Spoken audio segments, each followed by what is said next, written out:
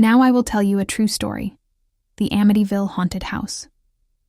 In December of 1975, George and Kathy Lutz moved into a beautiful Dutch colonial-style home at 112 Ocean Avenue in Amityville, New York, along with their 3 children. The house was spacious, charming, and unbelievably affordable. It seemed too good to be true. And it was. Just 1 year earlier, the house had been the site of a gruesome mass murder. Ronald DeFeo Jr., a 23-year-old man, had shot and killed all 6 members of his family, his parents and 4 siblings, while they slept in their beds.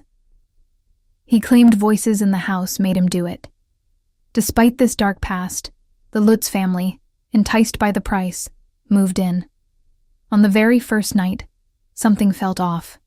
George woke up at exactly 3:15 a.m., drenched in sweat, hearing faint whispers echoing through the halls. That was the same time the DeFeo murders had taken place. At first, he brushed it off as anxiety. But the next night, it happened again. Same time, same whispers. Within days, strange things began to occur. A thick, nauseating smell of blood would waft through the house. Sometimes in the bathroom, sometimes in the children's rooms, and then vanish without a trace. Kathy found herself waking up with deep scratches on her back that she couldn't explain. She hadn't dreamed. She hadn't moved. But the wounds were real.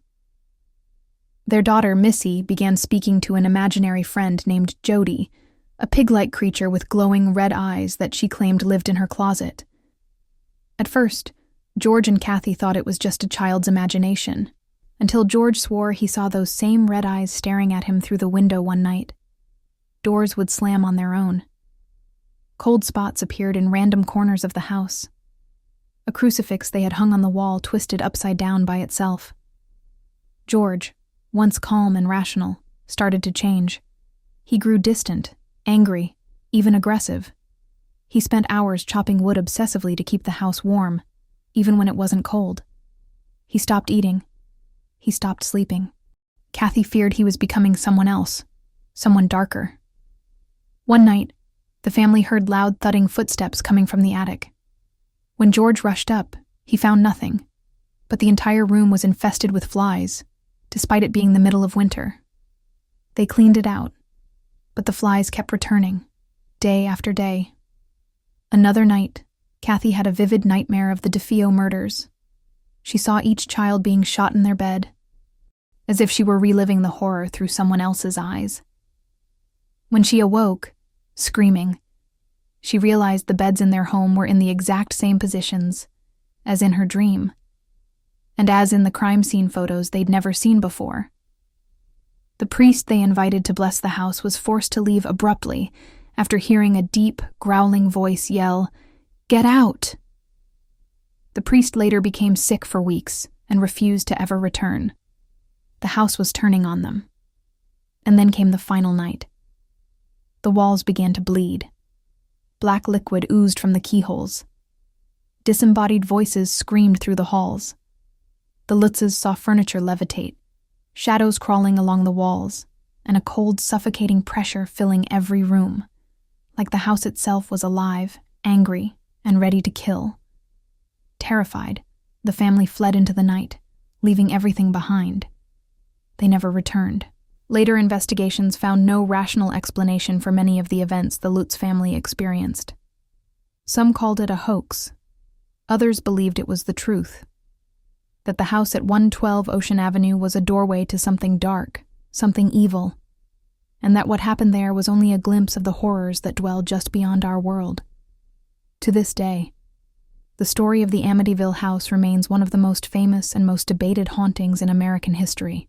But for the Lutz family, it was no story. It was real, and it nearly destroyed them. After fleeing the house in the middle of the night, the Lutz family sought help from paranormal investigators. One of them was Ed and Lorraine Warren, famous demonologists.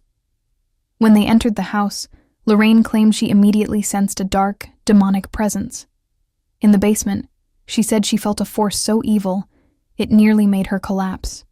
Photos taken during the investigation later showed a ghostly figure of a boy peeking from a room, even though no children were present. The Lutz family never returned to retrieve their belongings. They left it all: furniture, clothes, memories. George and Kathy would later take lie detector tests to prove their story, and both passed. Skeptics said it was all fabricated.